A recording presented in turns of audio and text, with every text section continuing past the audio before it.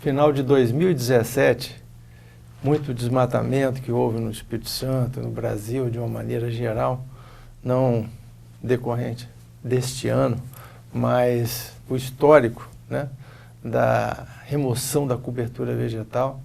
E a gente volta a falar de onça, sobre a onça pintada, que é um felino, o animal mais maravilhoso que a gente tem.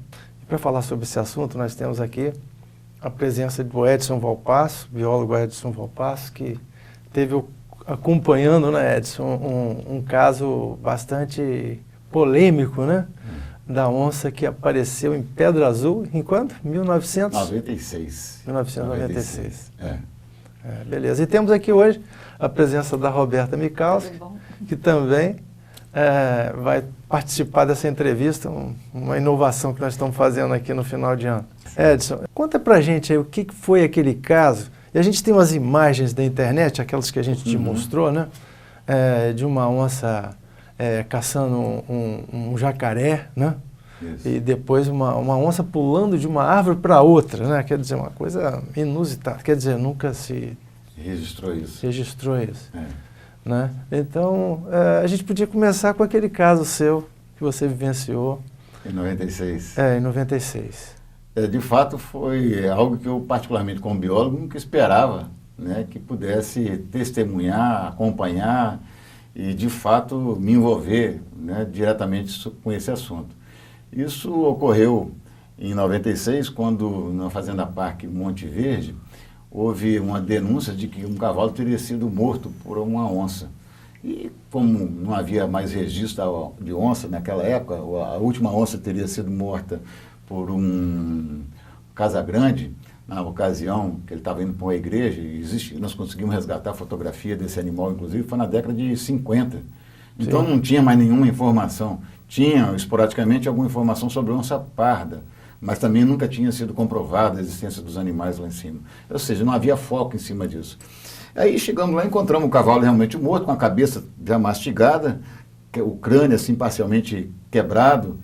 E aí ficamos assustados. Quem me acompanhou na ocasião foi o guarda florestal Alair Tedesco.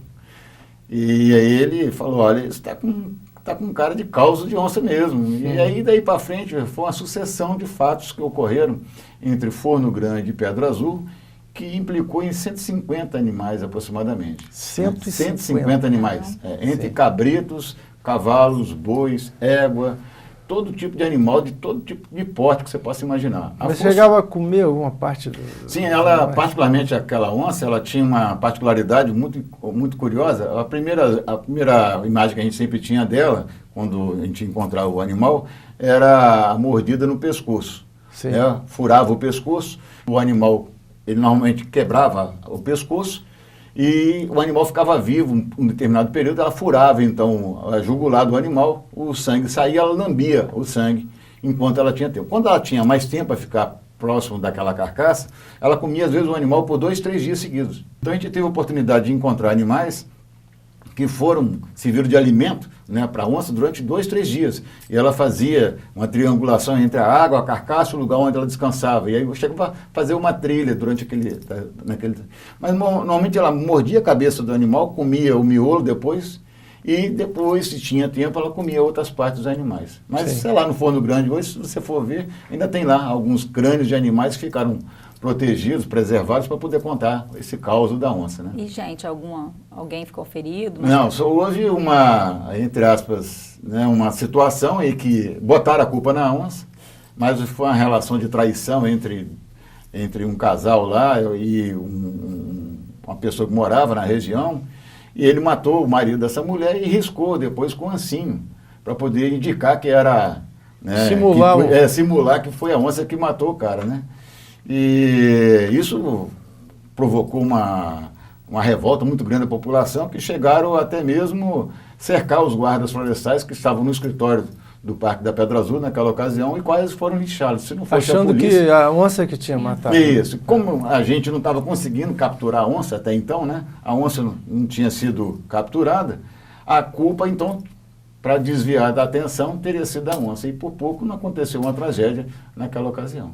E demorou para capturar a onça? Foi difícil? Foram mais de um ano. Foi mais de um ano. Mais de um ano a gente colocando armadilhas. Nós temos cenas assim, eu gravado na memória, da dificuldade que foi de levar armadilha até o ponto onde essa onça foi capturada. Nós tínhamos uma armadilha que está lá hoje no Forno Grande também, que pesava mais de 200 quilos de ferro.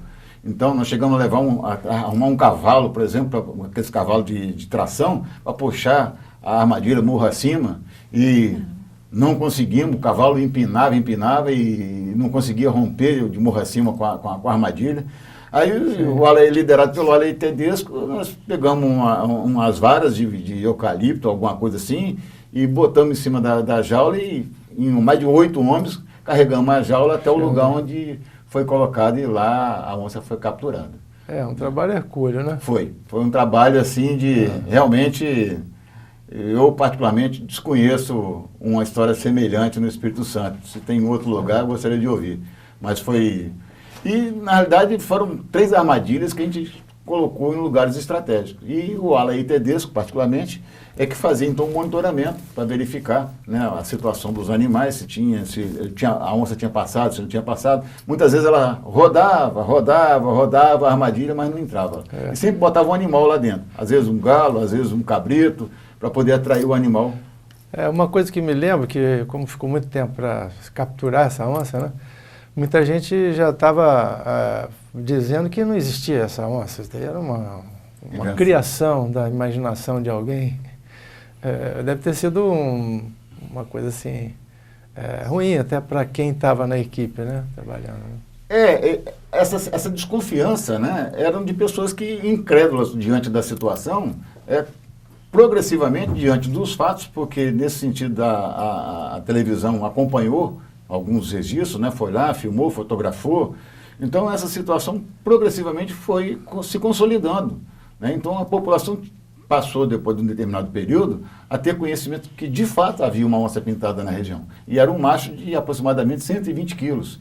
Uma onça adulta pode chegar a 135, então era um macho muito bem desenvolvido, né? E o estrago dele ficou... Teve uma ocasião lá na região do sítio do Emílio Neme, que ela matou 10 cabritos numa noite. Que absurdo, né? 10 cabritos. Muita coisa, Então, tem aqueles casos que se comprovam. Como é que ela mata 10 cabritos? E todos os animais, um do lado do outro. Ela paralisa os animais de medo, né? Então, os animais estavam no campo, ela chegou, eles dormindo, ela chegou e foi atacando os animais ali não ficavam. E imagina a população também, o medo, né? Que deve ter ficado. É aterrorizante. Tem casos, um relato de um senhor que escutou o barulho, né, do lado de fora da onça, a onça cercando um cavalo dele também, e os cachorros ganindo e entraram dentro de casa apavorados. E os cachorros nunca tinham visto onça. Então, eu estava comentando com o Almir antes, exatamente essa relação, é uma relação ancestral que nós temos dentro da gente. Eu, particularmente, quando eu vi o animal dentro da jaula, né, o cabelo, quando ela rugiu, o cabelo assim, como diz, arrupiava tudo aqui assim, ó.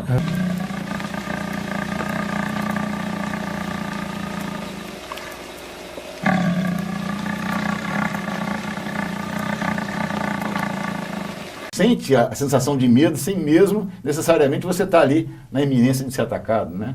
Então, é algo bem... até aquilo como você estava me dizendo mesmo. Pode ser até alguma lembrança ancestral, né?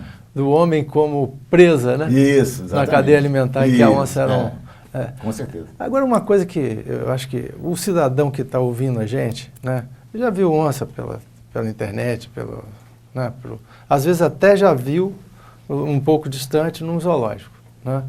Mas não tem a ideia, né? Da força que esse animal tem, né? Vamos passar essa do jacaré aqui, só para o pessoal ver. Perfeito, do Pantanal.